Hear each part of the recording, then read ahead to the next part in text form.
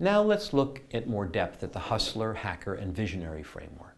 Before we get into details about the hustler and the hacker and the visionary, let's try and understand why it matters. When we talk about a balanced team that is associated with the hustler and hacker and visionary framework, unbalanced startup teams will most likely fail, according to statistics. Remember, investors look at those patterns, and so should you. It's important. The important thing for you to take away here is to take proactive steps to bring in the right people for the right jobs. So let's take a quick look at the hustler, hacker, and visionary in more detail. It's very common to find a group of hackers who've come up with an innovative technology and decide to team up to build a great startup.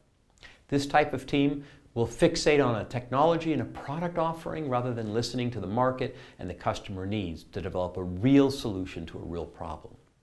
They assume the world's just like them, and they have this concept, if they build it, the world will come.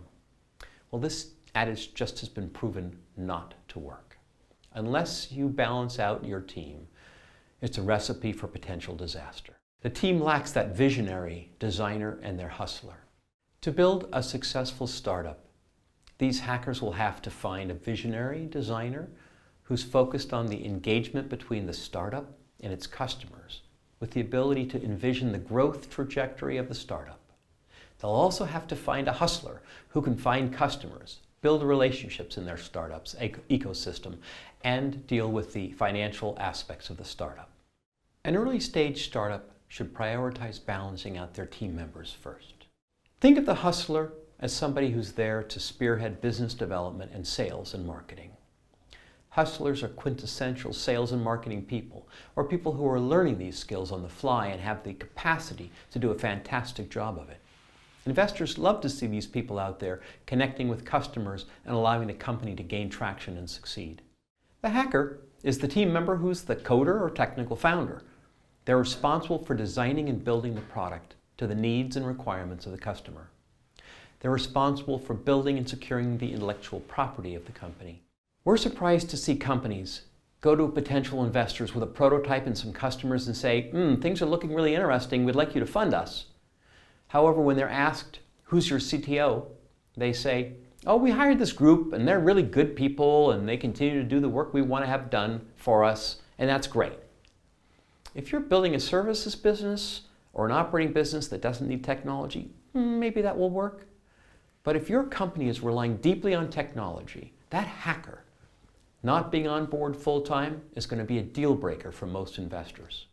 Another characteristic of a hacker is that they are the kind of people who genuinely want to change the world by creating technologies that, if harnessed, could create huge impact in people's lives or create huge customer usage and resulting revenue.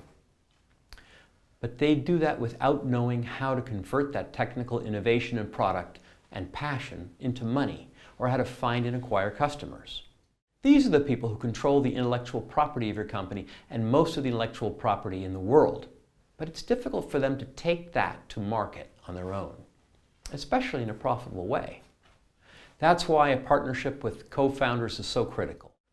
Hackers are also domain-specific experts and are often responsible for delivering the product or services to customers, at managing day-to-day technical operations, building products, and getting it out the door.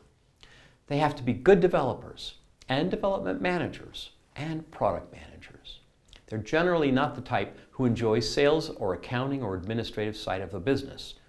They'll let other people do that job, and they'll take focus and pride on the product. Now let's talk about the visionary. This is the person who's leading execution. We can think of a visionary as the CEO or COO of a business. They often decide the direction of a startup. They're the ones who make sure that the trains are running on time toward a common vision. And they're the vision leaders who bring everyone under the same tent, making sure everyone has the same understanding of where the North Star is for that company.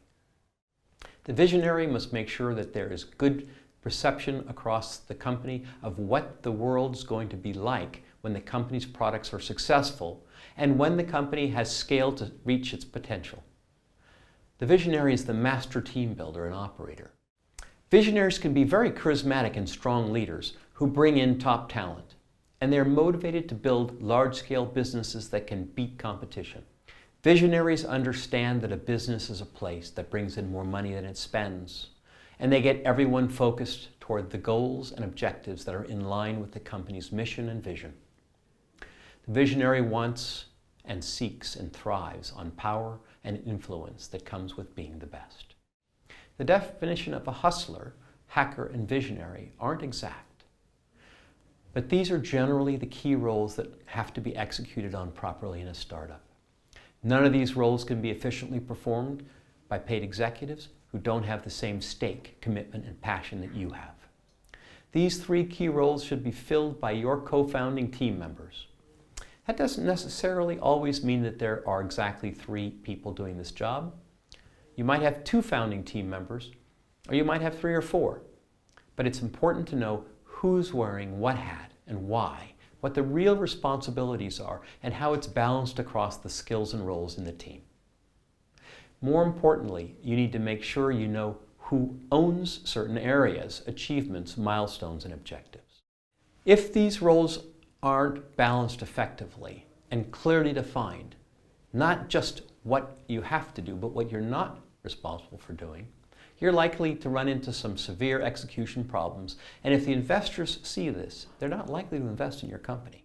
Let's find out what type of founder you are. Are you a hustler? You create business sales? You're a hacker? You're the product person? Or you're the visionary, building the organization and the expert at executing?